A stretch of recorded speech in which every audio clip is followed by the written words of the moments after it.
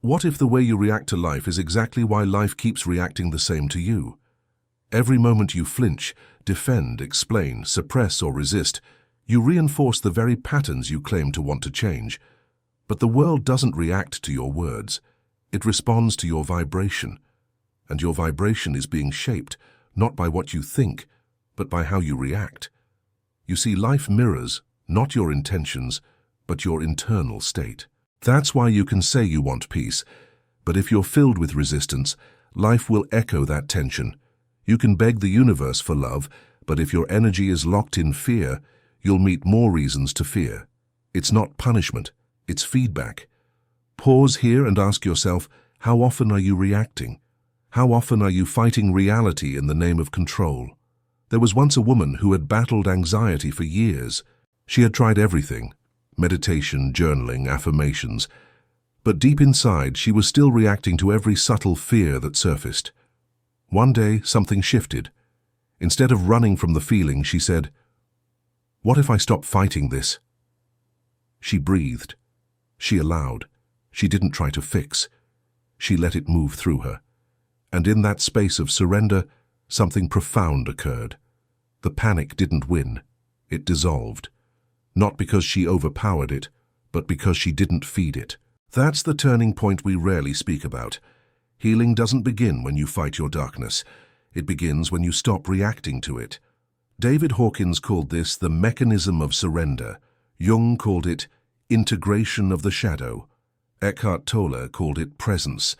They were all pointing to the same hidden truth. Your freedom begins the moment you stop fighting your inner world. Reactivity is magnetic. It pulls in matching frequencies. The more you react to stress, the more stress you invite. But when you let go of the reaction, you collapse the cycle. You stop spinning in it, and something miraculous happens. Reality starts obeying your silence. This video is not about trying harder. It's not about becoming someone else. It's about reclaiming your natural state beyond fight or flight, where creation begins. So if you've ever felt overwhelmed, trapped in your mind, or buried under the weight of suppressed emotion, stay here. Because what you're about to discover isn't a trick to fix your symptoms. It's a doorway into a new way of being, where nothing changes, yet everything does. Why reactivity is a loss of power. Reactivity is the nervous system's ancient cry for safety. It's automatic. It's primal. But in a modern world where your threats are rarely physical, reactivity becomes self-sabotage in disguise. Every time you react, you're not responding to the now, you're reliving the past.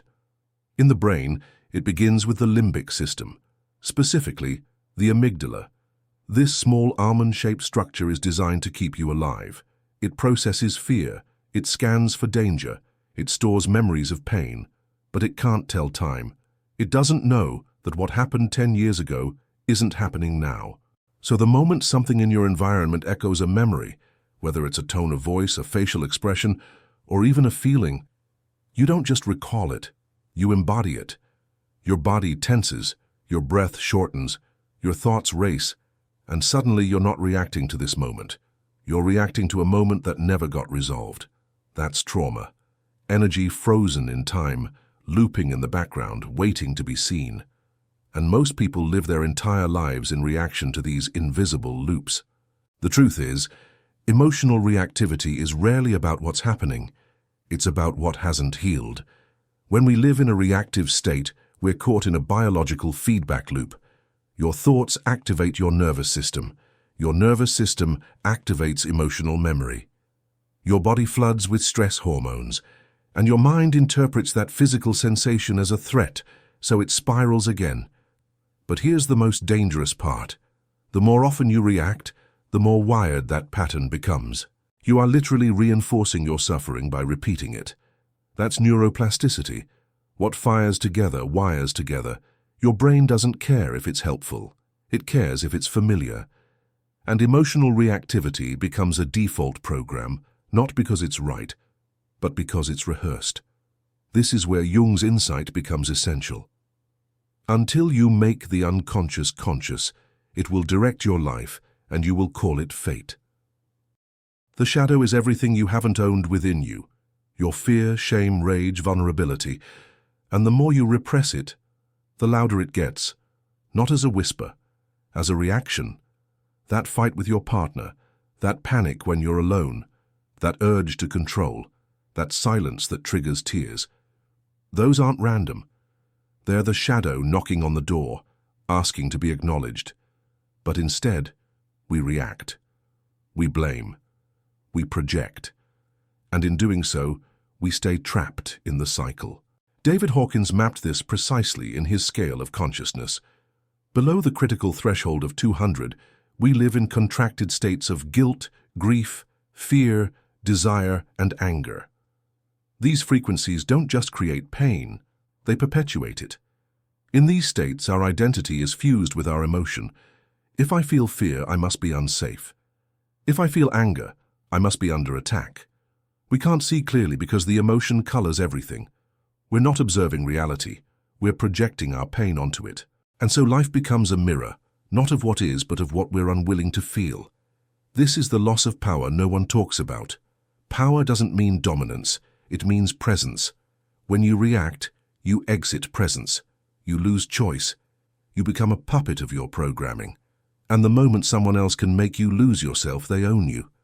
Not by force, but by trigger. This is the modern slavery of the mind, where our freedom is held hostage by our unhealed wounds. But there is a way back.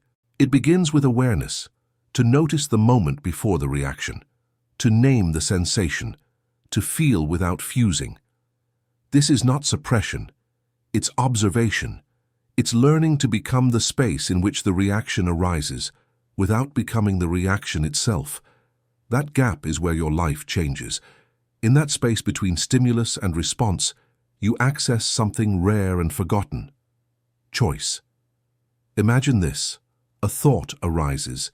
They don't respect me. You feel a contraction in your chest. The old you lashes out or shuts down. But this time you pause, you breathe. You feel the urge to defend, to explain, to escape. But you don't. You sit with it. You witness the storm, but you don't become it. And in that moment, the loop dissolves. Not because you forced it, but because you didn't feed it. This is how power returns. Not through control, but through presence. Real power doesn't need to react. It doesn't defend itself. It doesn't beg for validation. It simply is. Still, centered, clear. And when you live from that state, the world begins to feel different. Because you are different. The irony is, the less you react, the more you influence. The less you force, the more you attract. Because you're no longer vibrating at the frequency of fear. You're radiating coherence, and coherence is magnetic. So the next time something triggers you, don't ask, how do I fix this? Ask, what part of me is reacting? What story am I defending? What feeling am I avoiding? And instead of fighting it, feel it. Hold space for it. Let it rise. Let it fall. Let it pass. Because the moment you stop reacting is the moment you reclaim your life. The illusion of control creates anxiety. The moment you feel the urge to control is the very moment you've disconnected from trust. Control is the mind's way of saying, I'm afraid. It's fear disguised as strategy, as productivity, as certainty. But the more you try to control what's happening outside of you, the more chaos you create inside. That's the paradox. Because control doesn't bring safety, it breeds tension. And anxiety is the residue of that tension looping endlessly through your nervous system. Every time you anticipate what could go wrong and attempt to force what you think is right, you activate a primitive biological mechanism. Your amygdala fires, cortisol floods your bloodstream, your body prepares to fight, flee, or freeze. This is not logic, it's survival. But here's the truth. You're not running from a tiger. You're running from your own emotions, from uncertainty, from surrender. The enemy isn't out there. It's the war within yourself, between what is and what your mind insists should be. Eckhart Tolle said, resistance is the mind's way of saying no to life. And what is control if not a resistance ritual? It's the ego's refusal to allow the present to be enough. The need to manipulate, predict, or fix every outcome becomes a spiritual bypass, an attempt to avoid the discomfort of simply being. You resist the now and then wonder why anxiety follows you like a shadow. The mind that cannot surrender must always fear. David Hawkins described surrender not as passivity, but as power. True surrender is not giving up. It's letting go of the illusion that you were ever in charge of the external to begin with. You release the grip on outcome, and suddenly your energy is free to flow again. When you let go of controlling, you stop leaking life force through worry and begin conserving power through presence. Why does more control lead to more anxiety? Because control places the nervous system in a constant state of hypervigilance. Your body becomes a radar scanning for danger, even when none is present. You obsess over details. You try to micromanage other people's perceptions. You manipulate timelines, conversations, and even your own thoughts. It's exhausting, and more than that, it's futile, because control never creates peace. At best, it delays panic. Here's what's never taught in traditional stress management. The greatest source of anxiety is not what's happening to you. It's your refusal to allow it. Control is your attempt to prevent pain, but it becomes the very mechanism that causes it. Letting go doesn't mean you stop caring. It means you stop gripping. It means you trust that presence is more intelligent than panic. Imagine your mind as a hand grasping a rope. The tighter you pull, the more it burns, the more it slips, the more it cuts into you. Control is that rope. And letting go is not falling into chaos. It's releasing the friction. It's choosing to believe that life, like breath, knows how to regulate itself if only we stop interrupting it. You don't need to manage the wind. You only need to open your sails. Control creates identity. I'm the one who makes it happen. Letting go dismantles ego. I'm the one who allows it to unfold.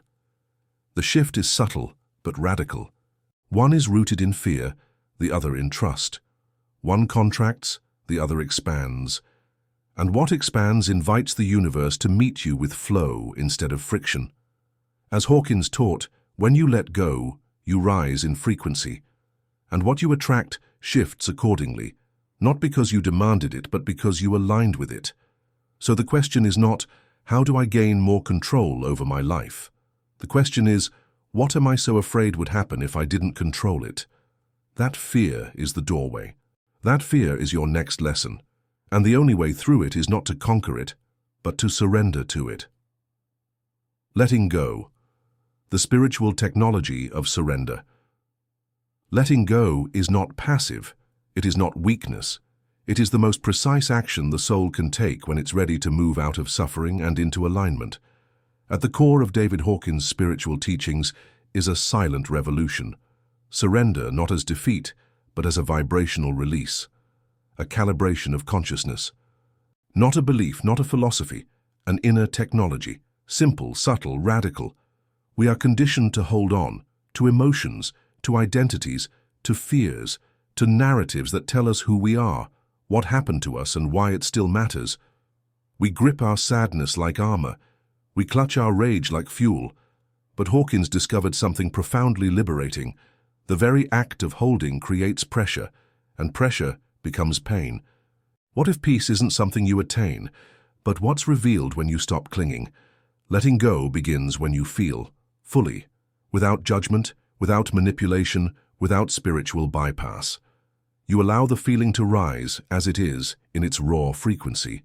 You don't analyze, you don't resist, you don't try to fix it. You become the open field where the storm is allowed to pass. Hawkins describes the process with clarity. First, feel it. Don't run, don't numb, just feel. Let the vibration move through the nervous system. Your body is not your enemy. It is your transmutation device. Second, accept it. Stop telling yourself it shouldn't be here. Stop moralizing emotions. Acceptance is not approval. It is acknowledgement. Then allow it. Give it space. Permission. Let it exist fully without being rushed out the door. And then it leaves. Not because you forced it, but because it fulfilled its function. This process is not imaginary. It's energetic. When you allow an emotion, you unbind the energetic knot within your system. You shift frequency. And when your frequency shifts, your perception shifts. When your perception shifts, your world changes. It's not magic, it's alignment. It's physics of the subtle body. Hawkins often compared emotions to pressure in a pipe. Suppression increases the pressure. Expression releases it temporarily, but often recycles the story. Letting go, however, removes the valve altogether. You're no longer in the loop. The energy dissipates, you rise. Imagine carrying a heavy chain for years. It's rusty, familiar. But suddenly you realize it was never locked. You could drop it any time. You don't need to solve the past. You need to stop dragging it into your present. Letting go is the sacred art of loosening your grip on what never served you. In the field of consciousness, Hawkins mapped emotions and their calibrations. Below 200, fear, guilt, shame, contracting frequencies. Above 200, courage, neutrality, love, expansive fields. Surrender is the bridge. Every time you let go of an old emotional charge, you move from contraction to expansion. You shift your center of gravity from ego to essence. This is not a one-time act. Letting go becomes a lifestyle, a way of relating to your inner world without fear. You don't repress. You don't react. You observe. You allow. You surrender. And with each surrender, you rise. The ego contracts. The soul expands. Eckhart Tolle echoes this with his teaching on presence. Resistance is time-bound. It clings to what was or fears what might be. Surrender is timeless. It is the entry point to the now. And in the now, there is no threat, no identity to defend, no illusion to maintain. There is just being, just breath, just peace. When you let go, you do not lose control. You lose the illusion that you ever had it. What you gain is responsiveness, alignment, clarity. You stop reacting and start creating. You become the space in which transformation happens. Letting go is not about becoming indifferent. It's about becoming free. Free from being emotionally hijacked by every external trigger. Free to feel without drowning. Free to choose presence over pattern. That is power. Not the power to dominate, but the power to release. That's the kind of power reality responds to. Not noise, not effort, stillness. When you let go of force, life begins to flow. When you release control, the deeper intelligence of consciousness begins to organize your experience. It was never chaos. It was just reflecting back your inner resistance. Remove the resistance, and the reflection changes. This is why Hawkins' map of consciousness is not just theoretical, it is practical. Each level is a doorway. Each surrender is a step upward. Each letting go is a recalibration of your vibrational identity. The more you let go, the lighter you become. And the lighter you become, the more reality bends to meet your openness. This is not something you believe. It is something you test. And the results are undeniable. Your suffering decreases. Your clarity increases. Life stops pushing against you because you're no longer pushing against life. Letting go is the quiet revolution that reorders your nervous system, your perception, and your destiny. It is the invisible technology behind every spiritual awakening. Not because it adds something new, but because it clears what's in the way, of peace, of truth, of you. Suppressed emotions repeat reality. Most people believe that emotions come and go like waves, but the truth is, when they are not fully felt, emotions don't leave. They lodge themselves in your nervous system, in your tissues, in your subconscious patterns. Suppression isn't forgetting, it's storing. And what is stored doesn't stay quiet forever. It repeats. It echoes through your decisions, your relationships, your reactions. Emotional suppression becomes a loop, and reality obeys that loop. Every repressed emotion is like a pre-recorded message playing beneath the surface of your awareness, quietly broadcasting through your behavior, your posture, your tone of voice, and even the way life mirrors you back. These are not isolated psychological phenomena. They are vibrational frequencies that shape perception and behavior. And as David Hawkins observed through decades of clinical and spiritual work, the energy fields of guilt, shame, fear, and anger operate far below the critical threshold of 200 on the scale of consciousness. Below this level, your internal world is governed by survival, not sovereignty. And what survives repeats. Your body is intelligent. Your cells remember. From a neurobiological perspective, repressed emotions activate the limbic system and imprint recurring neural loops. These loops become embedded pathways that the brain defaults to in the face of uncertainty or stress. So when you suppress rage once, the mind creates a shortcut. Next time you feel unsafe, it will feed you that rage again. That's not fate. That's a feedback loop. Jung knew this long before neuroscience caught up.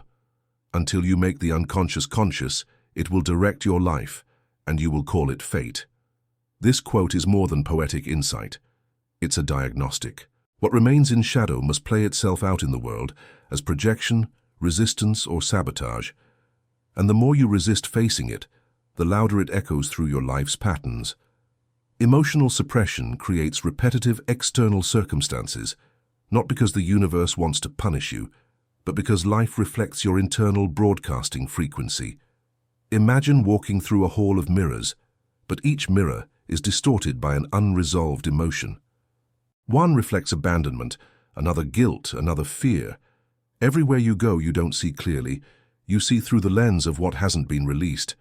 This is why letting go is not just emotional hygiene, it's reality reset. When you release what is buried, you're not just feeling better. You're changing the feedback signal you're sending into the quantum field.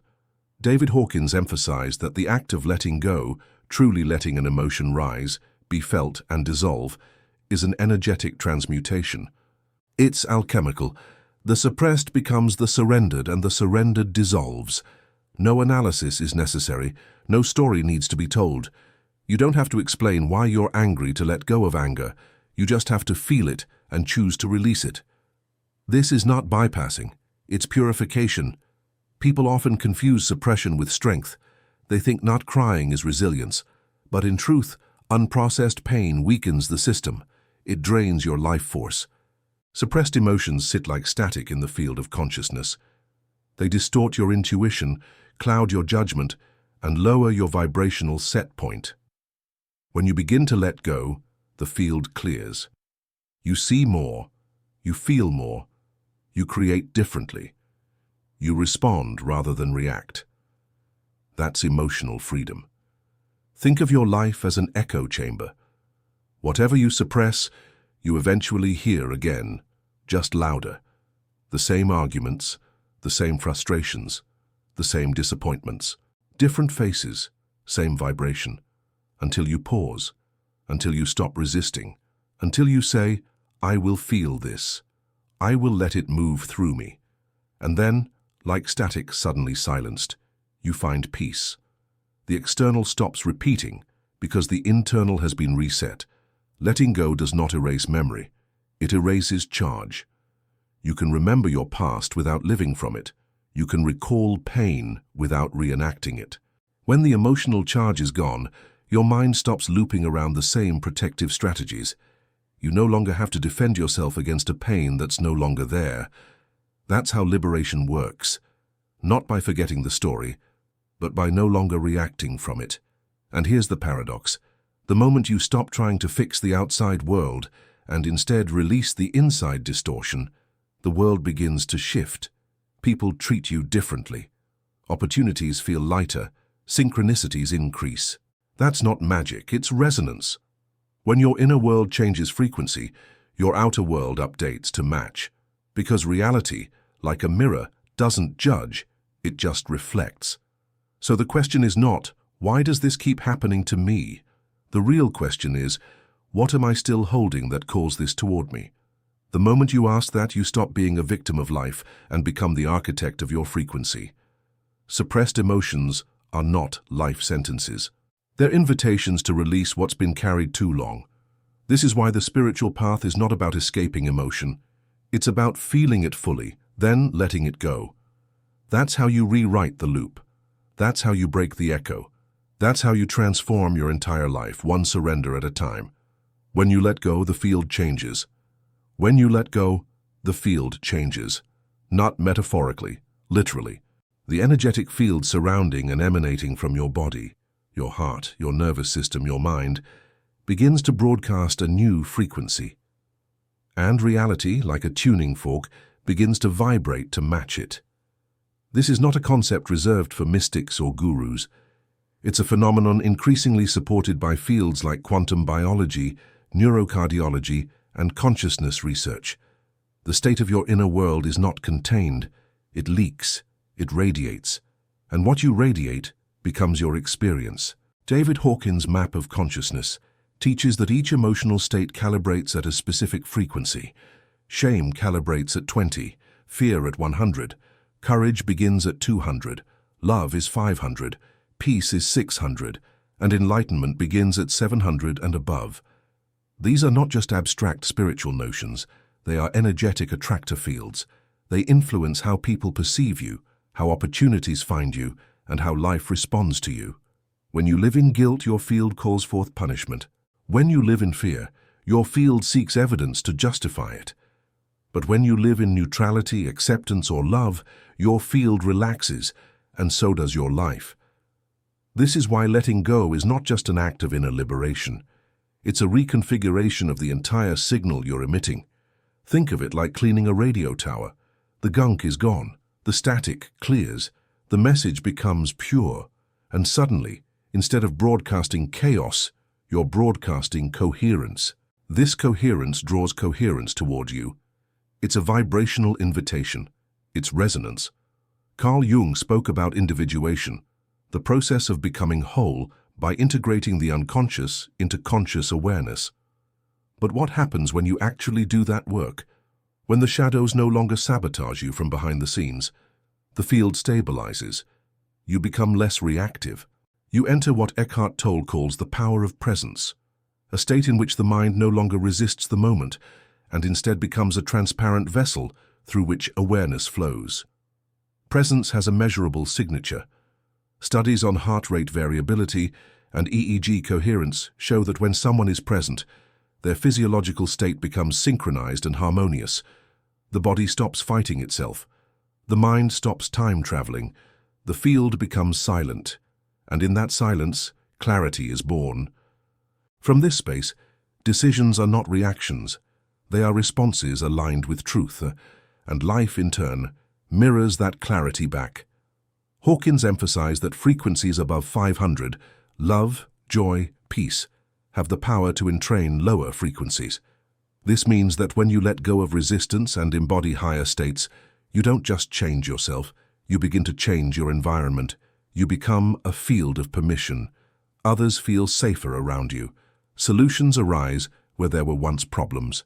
Conversations deepen, synchronicities increase. This is not because you're forcing reality to bend, it's because you've stopped distorting the field with fear. Letting go is the most powerful alignment tool you have. It's not passive, it's the opposite. It's a conscious act of purification. Each time you surrender an old story, a fear, a judgment, you remove static from your field. And what remains is presence. And presence is magnetic. When you are fully here, not pulled by the past or pushed by the future, reality organizes itself around that still point. Because most of what we call problems are not problems at all. They are projections, compensations, or avoidances built on reactivity. Remove the reaction, and what's left is clarity.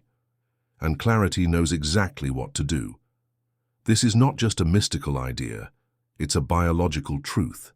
The prefrontal cortex, the seat of higher reasoning, activates more powerfully in calm, coherent states.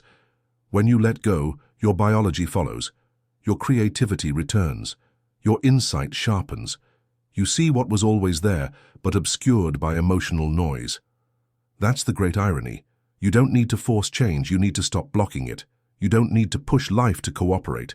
You need to clear the inner resistance that kept it tangled. Because when you let go of the fight, the field aligns. And alignment is intelligence. It is beauty. It is peace. Letting go is the update your system has been waiting for. And once installed, everything begins to run smoother.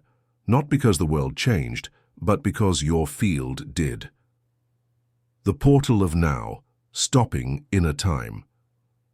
Time for most people is not just the ticking of a clock, it's the constant echo of a mind trapped in past regrets and future fears. While the body remains grounded in the present moment, the mind races through timelines that no longer exist or haven't yet arrived. And in that friction between presence and projection, suffering is born. Anxiety isn't in the room with you. It's in the room your thoughts keep pulling you into. Depression often is the residue of unprocessed pain kept alive through memory. To escape the prison of psychological time is to begin to experience true freedom, not through force, but through presence. David Hawkins made it clear, the mind creates a false sense of continuity. What you call me is often a string of remembered perceptions, attachments and aversions stitched together into a storyline. But in reality, each moment is born fresh, whole, untouched. It is only when we superimpose the past onto the present that we distort our perception of what is. The field of consciousness doesn't respond to your history. It responds to your vibration now. And that vibration is not an idea, it's an experiential state. Carl Jung hinted at the same doorway when he spoke of individuation, the integration of all parts of the self into a unified whole. But integration is only possible in presence because the fragmented parts of us live in time. They are echoes frozen in past traumas or fixated on imagined futures. To heal them, you must meet them where they are stuck, but to transcend them, you must come back to where you actually are. And that place is always here. The now is not just a poetic concept, it is a neurological and physiological reality. When your mind slows and your breath becomes conscious, your brain waves shift. You exit the reactive, beta-dominated thinking mind and enter alpha or even theta states. These brain frequencies are associated with healing, insight, and intuitive awareness. In short, the doorway to higher consciousness and to the transformation of your external reality opens through stillness. Eckhart Tolle calls this portal the power of now. He reminds us that the pain body, a dense energy field made of emotional pain, feeds on past and future, but it dissolves in presence. The moment you become still, not just externally, but internally, you take the power back. You are no longer a reactor. You are no longer at the mercy of the mind's narrative. You are no longer feeding the field chaotic instructions. In stillness, the field receives a new input: calm, coherence, and clarity. To demonstrate this practically, take a breath. Inhale slowly through your nose. Exhale even slower through your mouth. As you do, allow your attention to drop from the mind into the chest. Let go of the idea that anything needs to change right now. This breath, this awareness, this body, this moment, this is reality. Everything else is an interpretation. Let your breath anchor you. Let it become the tether that draws your awareness out of the spiral of thought and into the sanctuary of now. The present moment is the only place the body exists, the only place healing occurs, the only space where transformation is possible. You can't heal in the past. You can't relax into the future. But you can surrender into the stillness that's already here. Now consider this. What if every problem you're trying to solve exists only because you're resisting the now? What if the only real suffering is the refusal to be fully present with what is? Hawkins taught that resistance locks in energy. Acceptance liberates it. But acceptance can't happen in the future. It's always an act of now. This moment is not small. It's not static. It's not neutral. The now is dynamic. It's intelligent. It contains the entire field of potentiality vibrating in coherence. And the more you tune into it, not as a concept but as a lived experience, the more you begin to notice a shift. Circumstances soften, people respond differently, your body relaxes, synchronicities appear. Reality starts listening, because you're finally speaking its native language, presence. The portal of now is not just a concept to understand, it's a frequency to embody. And when you choose to step into it, not occasionally but consistently, you are no longer bound by the karmic loops of reactivity. You're operating from a new center, one that is not grasping, fearing, or rushing. In this space, letting go is not something you do. It's something that happens naturally, because there is nothing left to hold on to. The field doesn't require perfection. It responds to alignment, and presence is alignment. You don't have to fix your past or control your future.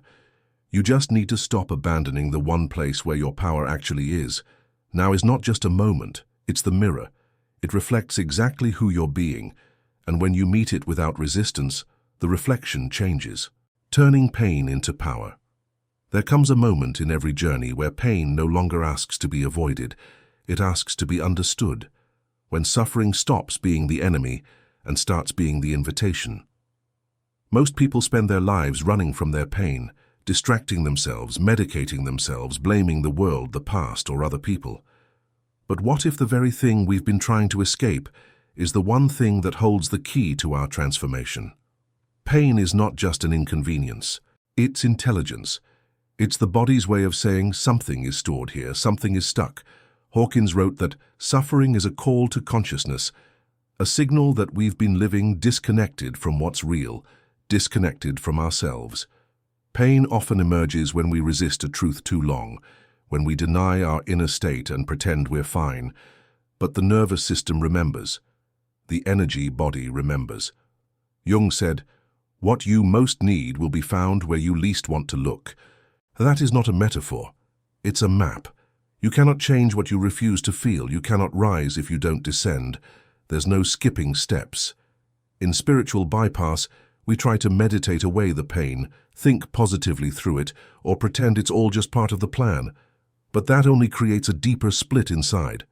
The truth is, pain is sacred. It's a door, and letting go is the key that opens it. When you stop fighting pain, it begins to speak. It shows you the memory you never processed, the wound you covered with performance or perfectionism, the fear you called logic. When we resist pain, we loop it. When we embrace it, we dissolve it. And as Hawkins taught, by allowing yourself to fully feel it, without mental commentary, without blame or story, it begins to transmute. Emotions are energy. When they are acknowledged and allowed, they move, they release. What was heavy becomes light. What was fear becomes clarity. What was chaos becomes presence. And that is the true meaning of turning pain into power. Power doesn't mean controlling others or achieving more. Power means becoming whole, not fragmented, not split, not at war with yourself. It means coming home to your own center and realizing that pain was not your punishment. It was your path. Think of the nervous system like a river. When pain enters and is denied, it becomes a dam. Pressure builds. The current gets disrupted. You feel anxious, irritable, exhausted. But when you turn toward it with awareness, when you open that dam with acceptance, energy flows again. Your system recalibrates. Your mind slows. You return to what is. And here's the paradox. When you stop needing the pain to go away, it begins to leave. Because it's not your resistance that heals you. It's your surrender. No transformation ever happens without some level of discomfort. No true growth occurs without loss. But the loss is never of your essence. It's of your illusions. You don't lose yourself through surrender. You lose the self that never belonged to begin with. Letting go is not weakness. It's the bravest thing you can do.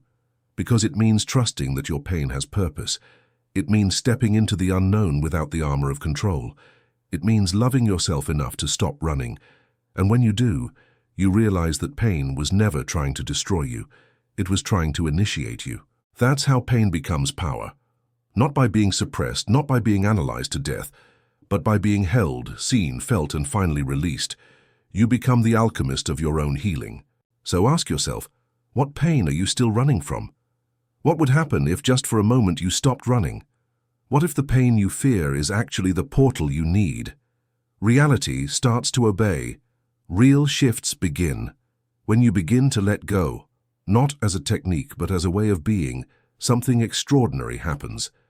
Reality, which once seemed rigid, heavy, and unmovable, starts to shift in subtle, then undeniable ways. You notice that situations that once felt like constant resistance begin to soften. Conversations that used to spiral into conflict now dissolve into silence or understanding. People who drained your energy seem to fall away, while new aligned connections appear, as if summoned by your new frequency. This isn't magical thinking. It's resonance. It's the universe operating not from logic, but from frequency matching. As David Hawkins outlined, the map of consciousness is not philosophical, it's experiential and measurable. When your field rises in vibration, your external environment can't help but rearrange to meet it. What used to be stuck begins to move. What used to feel blocked begins to open.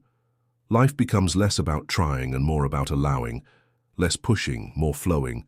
These aren't abstract promises, they're patterns observed again and again. A woman who carried the pain of emotional abandonment for decades begins practicing letting go. She stops expecting her external relationships to fix what only inner surrender can resolve. Within months, she no longer attracts emotionally unavailable partners. Her friendships deepen. The world stops reflecting abandonment and begins echoing presence, not because she forced anything, but because she changed what she was emitting. Or the man who battled panic attacks for years, desperate for relief, trying every technique until one day he just stops fighting. In a moment of radical inner silence, he says yes to the fear, not intellectually, but in the body. He allows the shaking, the heat, the tightness in the chest. No escape, no strategy, just presence. The attack dissolves, not because it was suppressed, but because it was seen. Weeks pass, and panic never returns. He didn't fix the world. He stopped resisting his internal world, and reality no longer needed to mirror the chaos. These are not exceptions. These are examples of what happens when you stop broadcasting unresolved emotions into the field and begin to anchor higher frequencies of calm, clarity, and surrender. What changes is not the world, but your relationship to it. And as that inner relationship transforms, life begins to reflect it back. Hawkins called this power versus force. Force is reactive. It resists, fights, and ultimately depletes. Power, on the other hand, is surrendered alignment with truth. When you live in a surrendered state, you no longer feed the frequency of the problem. You embody the frequency of the solution. That's not wishful thinking. That's energetics, that's vibration meeting form. And when vibration rises, form must follow. Carl Jung framed this beautifully through the lens of individuation. When your inner parts are no longer at war, when the shadow is no longer denied but welcomed, your outer world reflects the coherence of an integrated psyche. The need to chase, fix, and manipulate fades because you've realized that alignment isn't something you achieve, it's something you uncover by letting go of the misalignment. Eckhart Tolle adds another dimension to this truth. The end of inner resistance is the beginning of inner stillness, and from that stillness, the ego loses its grip. It no longer demands that life deliver safety, approval, or control. Instead, you become the observer of experience rather than the reactor.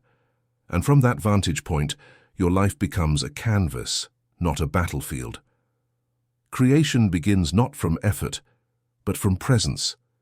This is the secret most people miss. Reality doesn't obey the loudest command. It obeys the subtlest vibration. You can say affirmations all day, visualize endlessly, but if your internal state is resistance, the field receives the signal of fear, not faith. When you let go, not as a performance, but as a surrender of your identification with fear, you stop sending mixed signals. And the universe, now unconfused, responds in kind. Letting go is not passive, it's one of the most active things you can do, because it requires awareness, honesty, and presence. It demands that you meet life where it is, not where you wish it would be. And in doing so, you become an energetic match for peace, for clarity, for synchronicity. Life starts moving differently, not because it changed, but because you did. The shifts are real. You'll feel them in your body before you see them in your life. A sudden absence of tightness, a surprising calm in chaos, an opportunity that appears not because you chased it, but because you aligned with the version of you who already had it. This is how reality begins to obey, not through domination, but through resonance, not through manipulation, but through congruence. This is the moment the tide turns, when life no longer feels like something happening to you, but something arising from you. Closing. Real power doesn't react. Real power doesn't shout. It doesn't react. It doesn't clench its fists to feel alive. True power, the kind that rewires your nervous system and reshapes your entire reality, is born in silence, in letting go, in not needing the world to change so that you can finally feel at peace. The moment you stop reacting is the moment you begin creating, not from fear, not from desperation, but from alignment with what's already whole within you. This is not passive, it's not weakness, it is the quietest, strongest revolution. Think about it. Every time you've reacted with rage, panic, or sadness, what followed? Did you feel more in control, or more fragmented, more seen by life, or more abandoned by it? Reactivity is not responsiveness. It's a loop. It's the mind trying to defend against a threat that no longer exists, except in memory or projection. And when you stop reacting, that loop loses power. The fear that needed your resistance to survive begins to dissolve. The pain that demanded your identification starts to fade. Imagine going through your day without taking things personally, without narrating every event as if it were proof of your worth or lack of it. That's what real power looks like. Not a hardened heart, but an open field. Not dominance, but presence. When you no longer feed the chaos with your attention, it doesn't disappear. It transforms, because your frequency becomes the dominant one in the room. David Hawkins taught that the energy of surrender calibrates far higher than the energy of control. Letting go of the need to react, the compulsion to fix, the obsession with outcomes, this shifts your internal set point from force to power, from fear to freedom, from survival to sovereignty. And that change doesn't just live in your psychology, it radiates. It alters the informational field around you. People begin to treat you differently. Circumstances bend in unexpected ways. Synchronicities start replacing struggle. Eckhart Tolle would say that in your non-resistance, you become transparent to life, like clear glass that lets light through. You don't accumulate pain, you don't block the flow. You become a vessel through which intelligence moves freely. Carl Jung would say you're no longer projecting your shadow, but integrating it, becoming whole. Your unconscious no longer sabotages your path. It serves it, because you've stopped fighting it. And that's the paradox. In surrender, nothing is lost except the illusion of separation. So ask yourself right now, what am I still reacting to? What person, memory, belief, or fear still has a grip on my nervous system? Are you willing to feel it, fully, so it can finally leave you? Are you willing to stop spinning the story and just feel the raw signal underneath? Because the moment you do, you reclaim the energy you've been spending on suppression. And with that energy, you create. There is no need to prove yourself through pain. There is no virtue in staying stuck in suffering. Letting go doesn't mean you stop caring. It means you stop bleeding energy into what can't be controlled. It means you stop looking for power where there's only noise. And when the noise fades, something deeper emerges. Clarity, intuition, flow. That's the field you were born to live in. You are not here to fight reality. You are here to harmonize with it, to move with it, not against it, to stop resisting what is so you can become what you are. And what you are is not your story, not your scars, not your past reactions. What you are is the awareness behind it all.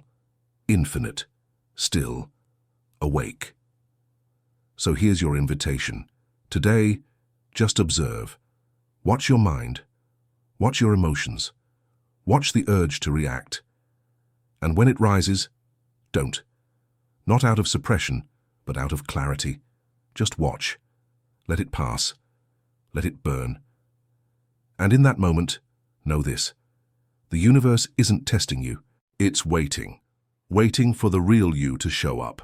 The one who doesn't need to react because they already remember the truth. That reality doesn't obey force. It obeys frequency. And frequency, my friend, is a choice. Everything you've just heard leads to one truth. Reality is not something you have to fight, fix, or chase.